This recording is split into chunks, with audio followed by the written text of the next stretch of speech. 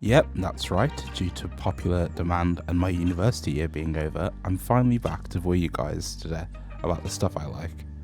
I think it's been about 2 months since my last YouTube video, and during that time I've been watching a lot of movies, TV shows with my housemates, like The Falcon and Winter Soldier, Seaspiracy, and Hitman's Bodyguard, of all movies. However, when it comes to TV shows that I watched on my own, there was one that I've been most surprised about, and that show is an animated series based on the comic series written by Walking Dead's Robert Kirkman. Invincible is a brutal and honest telling of a teenage superhero trying to live his life while his dad secretly prepares him for his ancestors' sinister motives. The show has a stellar voice cast and is loud and aesthetic, and it's one of the best comic book projects I've seen this year. If it feels like I'm glossing over the review, it's because I sort of needed to get you on the same page, as Invincible isn't really the main meat of the video. Alright, stay with me on this one. I'm going to bring the video back to Invincible at the end, but I feel like you could type the name of the show into YouTube and get thousands of reviews. Go listen to Jeremy Johns and Alex from High Top's review if you want more detail. Invincible surprised me in a way that I hadn't felt since the 15th of February 2019, and I want to answer the question of why did it? Why did Invincible surprise me more than any other show, and how come it feels so good to be surprised? Before we get to the good part of the video, we've got to wade through me being a little bit negative, so let's talk about how hype kills. As much as I love TV and movies, there have been times where I've sort of turned down certain shows because of the fact that the hype has killed it for me. Take Star Wars for instance. One of the most famous film franchises of all time, Star Wars is one of the staples of nerd culture because of its expansive lore and lovable characters. The amount of times I've shocked people with the fact that I've only seen Rogue One, The Force Awakens, and 2 episodes of The Mandalorian, because from a young age, the amount of people that hyped up the galaxy far, far away has been paramount. In all honesty, it was always daunting that I had to like the most legendary franchise of all time, that the reputation was simply too much for me. Now, I'm not going to tell people to shut up about Star Wars. I'm the last person to tell someone to stop talking about a thing they like. However, I think it's because of the fact that it was so legendary.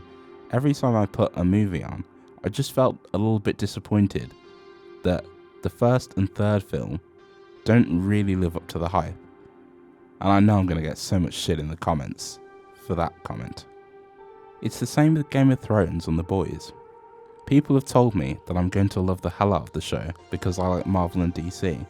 So I go through the motions of liking the show instead of just taking what it is.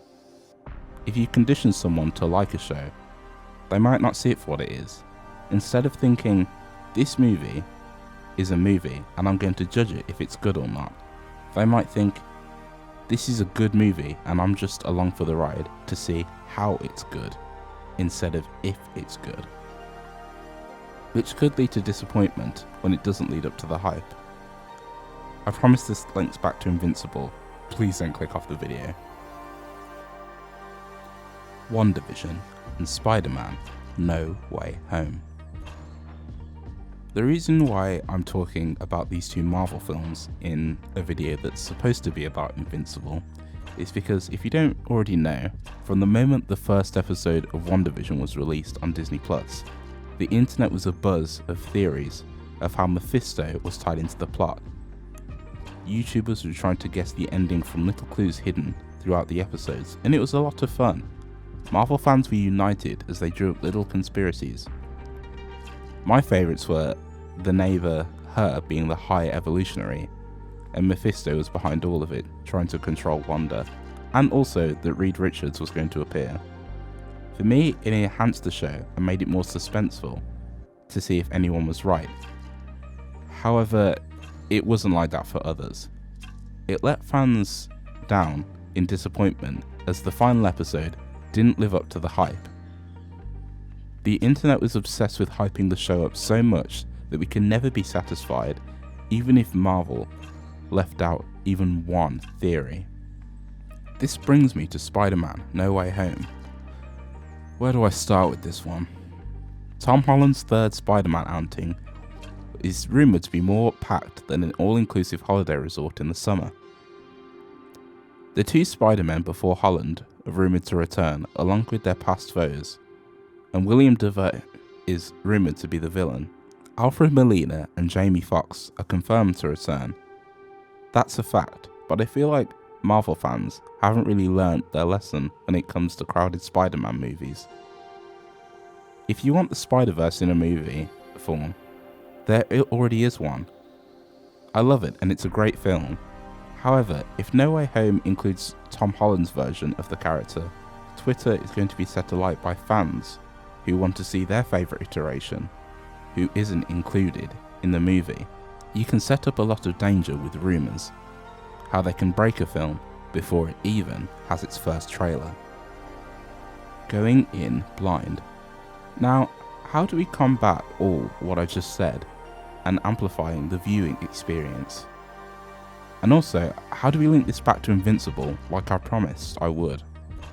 Well, it's simple. You're going blind. I know it seems tempting to hype up a film before its first concept art is even brought out. And I know it feels safe to just watch the same things over and over again. However, sometimes there is a certain beauty of being shocked by something different. Some of my best viewing experiences have been watching shows that I wasn't expected to watch. The Good Place, Umbrella Academy, and Invincible. See, I told you I'd bring it back to the show. The best shows are the ones that Netflix or Amazon shoves in your face until you have no choice to watch it. That was my experience with Umbrella Academy. It's my favourite show, but I only watched it so the recommendation would stop showing up on my home screen. No one hyped me up for it. I just watched it for pure entertainment and passed it down so the enjoyment could be shared. I didn't know whether my friends or family were going to like the show. I just put it on because it's entertainment, not expectation. That's why I wanted to do this video about Invincible, as the series wasn't supposed to be hyped up to the masses, because it wasn't a very well-known comic book. The very format of the show is meant to shock the audience. The brutality, the humanity, the heartbreak, and the honesty is meant to shock you, because what's life if not a bunch of twists and turns? When Omni-Man is on screen, you have to witness his intimidating manner for the first time, because it can't be done justice from word of mouth or any other way. What makes Invincible special to me is that it's a subversion of everything that's come before it.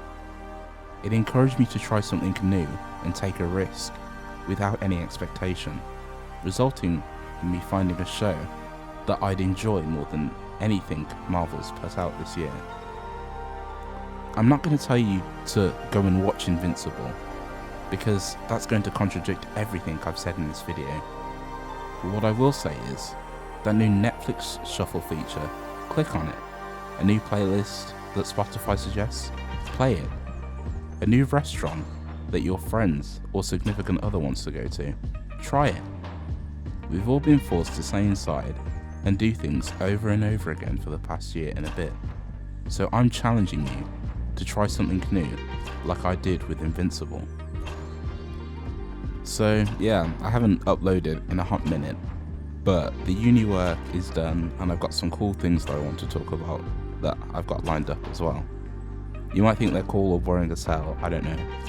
If you like this video, remember to click on that like button, subscribe, and follow my socials, they'll be down in the description. And I'll see you next time for something completely different. Bye guys.